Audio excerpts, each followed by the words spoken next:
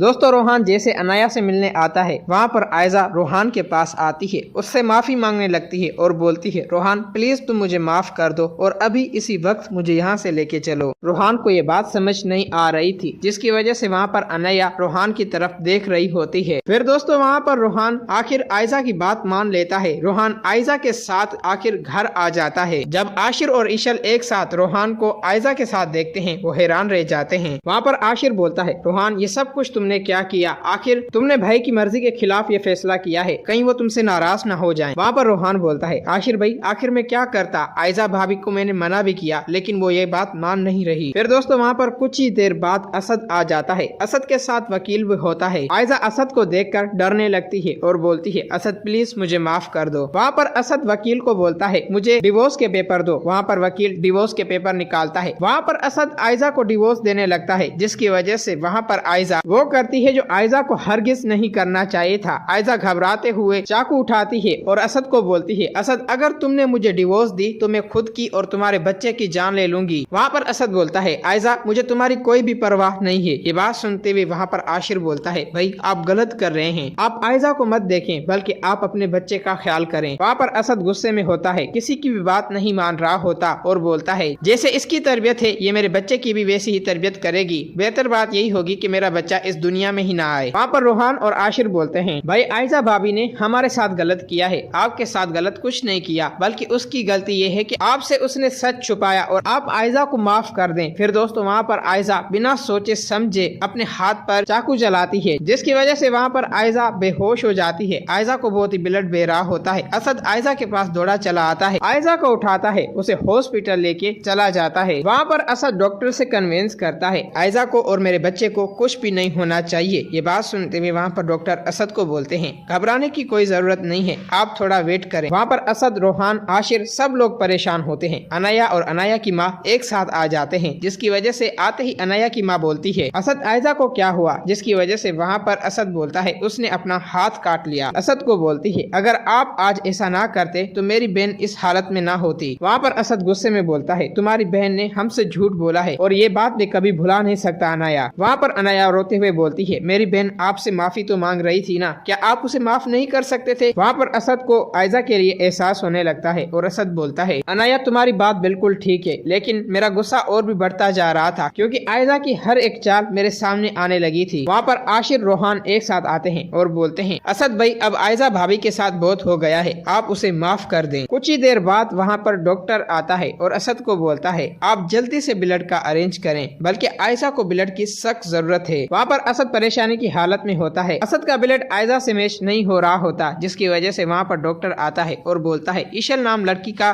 Blood same हो गया है आयजा के ब्लड से। ये बात सुनते हुए वहाँ पर इशल बोलती है मैं ही हूँ और मैं आयजा को ब्लड देने के लिए रेडी हूँ। ये बात सुनते हुए वहाँ पर आशिर बोलता है इशल ये सब कुछ तुम क्या बोल रही हो, और अगर तुम आयजा को ब्लड दोगी तो तुम्हारी तबीयत खराब हो सकती है। ये बात सुनते हुए वहाँ पर इशल बोलती है ये वक्त आयजा को बचाने का है, अगर आज हमने उसकी मदद ना की तो हम असद भाई की तरह पछताएंगे। फिर दोस्तों वहाँ पर इशल आयजा को ब्लड दे रही होती है। असद ये सब कुछ देखकर इशल के बारे में जो भी इख्तलाफ होते हैं वो सब कुछ असद खत्म कर देता है और असद इशल से बेहद खुश हो रहा होता है। इशल आयजा को ब्लड देके बाहर आ जाती है। कुछ ही देर बाद वहाँ पर डॉक्टर आता है, असद को बोलता है अब आपकी बीवी बिल्कुल ही ठीक है और आपका बच्चा भी ठीक है। ये बात सुनते हुए वहाँ पर असद की कोई खुशी का ठिकाना नहीं रहता। आयजा अपने बच्चे को असद के साथ देखकर बेहद खुश हो रही होती है और असद को बोलती है असद तुम्हारा शुक्रिया, तुमने मुझे बचा लिया। वहाँ पर इशल आशिर रोहान अनाया एक साथ खड़े होते हैं। असद बोलता है मैं तुम्हें बचाने वाला नहीं हूँ बल्कि तुम्हें बचाने वाली इशल है, तुम्हें ब्लड की सख्त जरूरत थी और तुमको इशल ने ही ब्लड दिया है। ये बात सुनते हुए वहाँ पर आयजा बेहद खुश हो रही होती है, इशल का शुक्रिया अदा करती है और उसे बोलती है इशल जो कुछ भी मेरी वजह से तुम्हें तकलीफें आई हैं मुझे माफ कर देना, क्योंकि मैंने तुम्हारे साथ बहुत ही गलत किया है, तुम पे